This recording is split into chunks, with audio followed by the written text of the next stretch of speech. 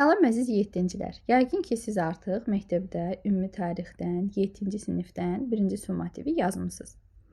Bəlkə də qabağınıza bu summativ çıxıb, yəqin ki, başqa KSQ-da yazmış ola bilərsiniz. Çalışacağım ki, bu summativin üstündə sizə sualları ətraflı izah edeyim. Birinci sualdan başlayaq. Sualları hər iki variantda izah edəcəm. 4-7-ci əsrləri əhatə edən Türk tayfalarının başlatdığı köç necə adlanırdı? Xalqların böyük köçü. 567-də baş vermiş hadisəni müəyyən edin. Bilirsiniz ki, Göytürk və Sasanilər birləşib 567-də Axund dövlətini süquta uğratmışdılar. Üçüncü sual. Biri Göytürk xaqanı deyil, Muğan bəli, Bumin bəli, Qapağan bəli, amma Moyonçur Uyğur xaqanı idi. Növbəti sual, 4-cü sual. Vassalımın vassalı mənim vassalım deyildir ifadəsi feodal nərdivanına aiddir. Avropaya aiddir. Bilirsiniz ki, feodal nərdivanında birinci yerdə kral, ikinci yerdə hersoq qraf, baron, sonda isə cəngavər dururdu və cəngavərin vassalı yox idi. Cəngavər öz senyoruna tabi idi. Cəngavər krala tabi deyildi. Çünki burada belə bir ifadə var. Vassalımın vassalı mənim vassalım deyil. Elə feodal nərdivanın olması feodal dağınıqlığını göstərir.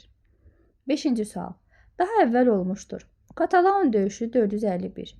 İkinci Göytürkün yaranması 682.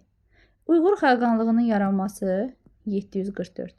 Axund dövlətinin süqutu 567. Cavab olacaq A variantı. 6-cı sual.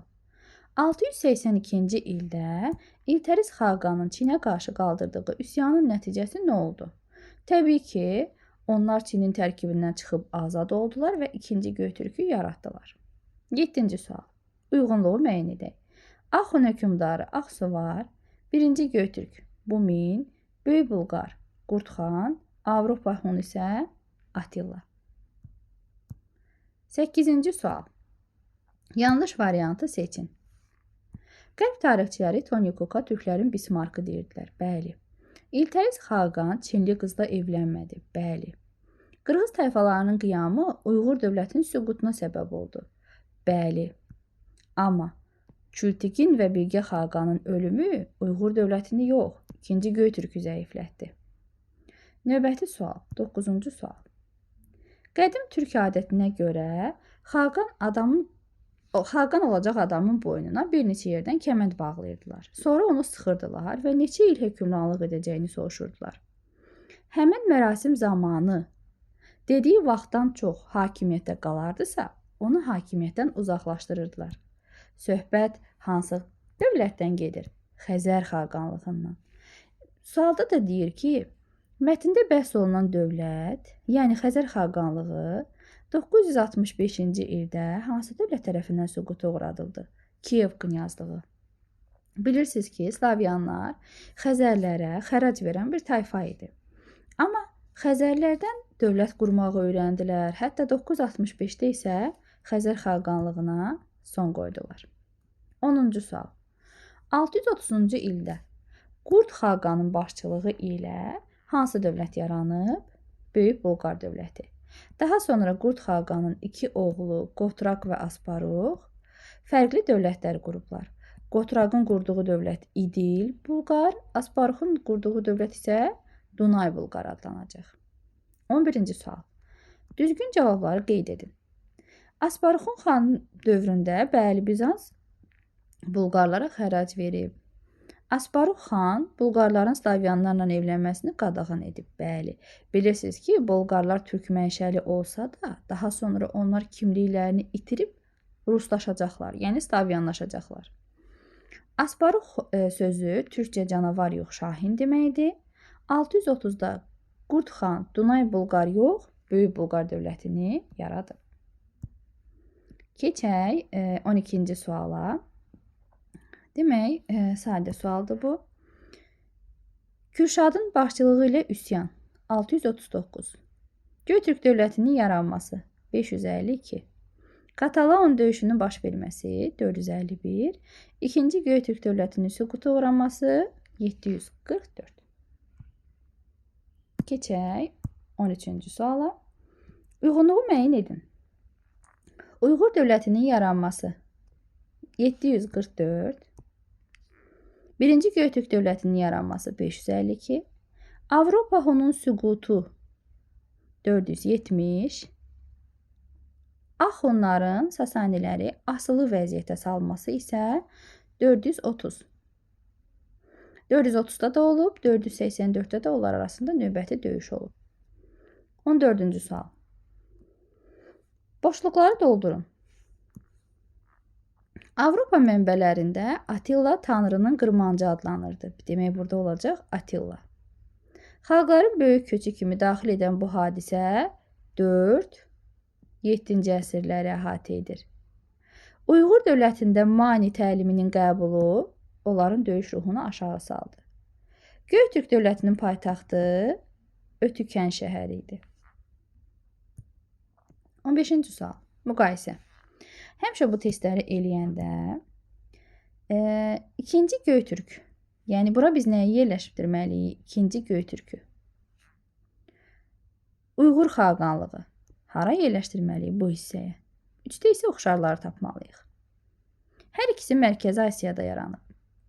744-də yaranan Uyğur. 744-də süqut edən Göytürk.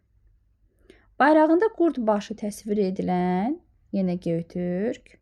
Qırğızların üsyanının nəticəsində süqut edən isə Uyğurlar. Uşaqlar, sadəcə burada biraz hərflərdə problem olub, onu düzəldərik. Amma siz yəqin ki, mənanı başa düşdünüz. Keçirik B variantının izahına. Avropa mənbələrində Tanrının qırmancı adlanırdı Attila. Katalon döyüşü baş vermişdi 451. Göytürk dövlətində Xaqandan sonra ikinci şəxs adlanırdı Yaqub. Baxaq, feodal nərdivandan görə vassal ancaq öz senyorundan əmr ala bilərdi. Buna görə də Avropada hansı ifadə yaranıb? Vassalımın vassalı mənim vassalım deyil. 5-ci sual. Göstərilənlər hansı dövlətə aiddir? Yəni hamısı bir dövlətə aiddir. Paytaxtı Ordu şəhəri idi, Uyğur. Qırğızların qiyamı nəticəsində süqut edib Uyğur. Çini asılı vəziyyətə salıb Uyğur. B variantı. 6-cı sual. Verilmiş şəhərlərin hansı ölkələrin paytaxtlarıdır? Ötükən, Göytürk, İdil, belə deyək, Xəzər xaqanlığının paytaxtları haralar idi? Bələncər, Sarkel, İdil. Burada Xəzər xaqanlığına yaza bilərik. Bunu da Xəzər xaqanlığına yazaq. Ordu isə Uyğurun paytaxtı idi. Mən biraz tez-tez yazıram uşaqlar. Planşetdə işlədiyim üçün siz özünüz yəqin başa düşdünüz nə demək istədiyimi. 7-ci sual. 434 və 447-ci il üçün oxşar cəhəti tapın. Attila bilirsiniz ki, həm Şərqi Roma ilə, həm Qərbi Roma ilə müharibə aparıb. Attilanın Bizansa 2 səfəri var. 434-447. Burada isə cavab A variantıdır. Qərbi Roma ilə birinci döyüşü Katalaondur. Ora ikinci səfəri isə 452-dir. Yəni, bu onun Şərqi Roma ilə döyüşləridir, bu onun Qərbi Roma ilə döyüşləridir, görüşləridir. 8-ci sual. Məntiqi ardıcılığı tamamlayın. Yəni, biz burada nəyi tapmalıyıq? Daha sonra baş verən hadisəni. 394-cü ildə Asiya Avar dövləti yarandı. Amma Avarlar Monqolları dövlət işlərinə cəlb etmişdi deyə Avarlar nüfuzdan düşdü və bəziləri onlardan uzaqlaşdı və 552-ci ildə hakimiyyət Göytürklərin əlinə keçdi. Avarlar neynədi? Avarlar isə köç etməli oldular və bu köç nəticəsində onlar Bayan xaqanın başçılığı ilə yeni bir dövlət yaratdılar. Hansı ki, onların yeni dövləti artıq Avropadaydı. Avropa Avar dövlətini yaratdılar. 9-cu sual. Qurd xanın ölümündən sonra varisləri. Bunu digər variantda izah elədim. Bir dəfə də deyim sizə. Qotraq xan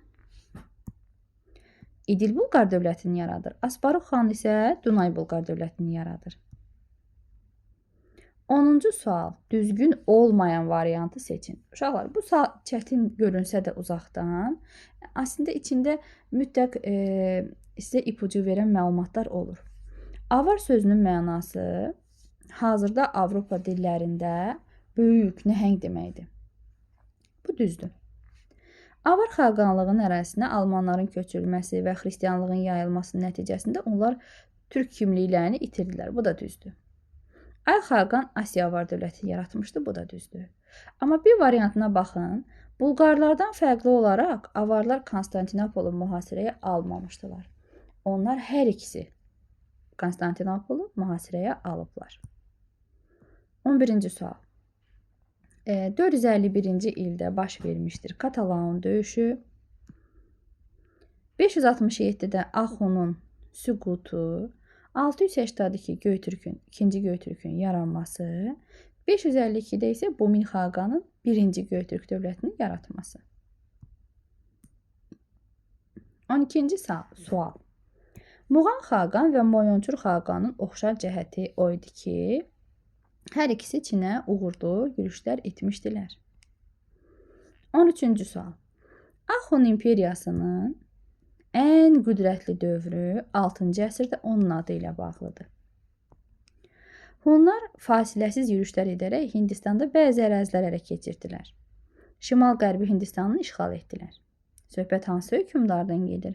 Təbii ki, Axun hökmdarı olan Mihiraquludan.